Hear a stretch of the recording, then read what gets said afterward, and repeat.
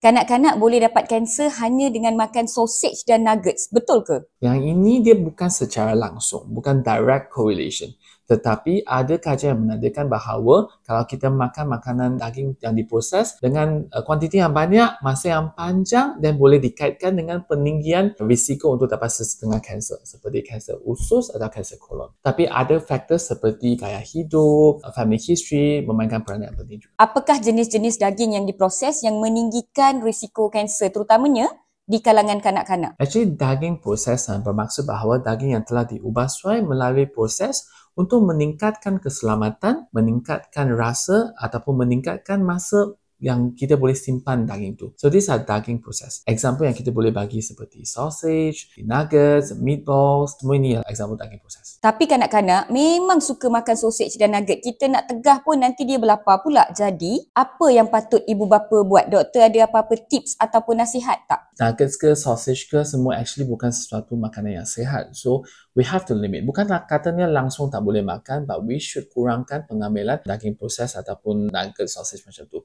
Recommended is jangan lebih daripada sekali seminggu. Okay, pada waktu yang sama, ibu bapa juga harus educate kanak-kanak bahawa apa itu makanan yang seimbang, makanan yang sihat. So, we should go more to makanan daripada daging yang segar, yang fresh, yang kita masak. So, those are better choice of food. Lepas tengok video ni, ramai ibu bapa dah risau dan takut sebab anak-anak dia orang dah banyak makan nuggets dan juga sausage. Apa nasihat daripada Dr. Kenneth? Apakah yang ibu bapa sebegini patut lakukan? Kajian menunjukkan you kena makan banyak dan lama baru ada meningkatkan risiko. Apa yang berlaku, kita jangan risau. We just start from now, we kurangkan pengambilan makanan tak sihat. So, from now onwards, kita pantau anak-anak kita, pastikan makanan yang mereka makan tu seimbang dan sihat. And give more alternative yang sihat. Masak daripada daging yang fresh supaya mengurangkan risiko. Boleh tak doktor bagi tips untuk merendahkan risiko kanser kolon terutamanya di kalangan kanak-kanak yang banyak makan sausage, nugget dan daging yang diproses? Boleh makan tapi kurangkan. Jangan lebih daripada sekali seminggu. Kalau parents, mama rajin, mama boleh cuba buat sausage ataupun nuggets daripada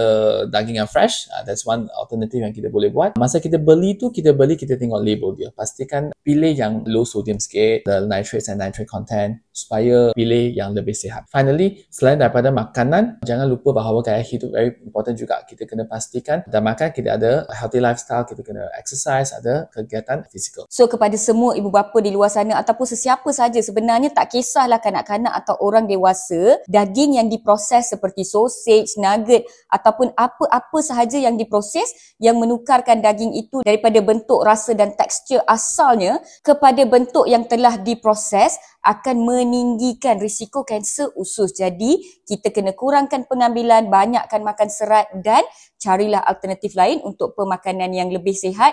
Ingat guys, kanser kolon adalah kanser yang tertinggi di kalangan lelaki dan kedua tertinggi di kalangan wanita. Dan salah satu sebab utamanya adalah kerana pemakanan kita yang telah berubah. Jadi sama-samalah kita beringat, sama-samalah kita berubah. Semoga video ini memberi manfaat kepada kita semua. Kalau dah bagi manfaat untuk anda, jangan lupa untuk share video ini dan jangan lupa untuk ucapkan terima kasih kepada pakar yang kongsi informasi ini dengan kita, iaitu Hai, saya Dr. Kenneth Lui, pakar kanak-kanak daripada Columbia Asia Ceras. video berbentuk pendidikan kesihatan ini dibawakan khas untuk anda oleh Columbia Asia Hospital Ceras.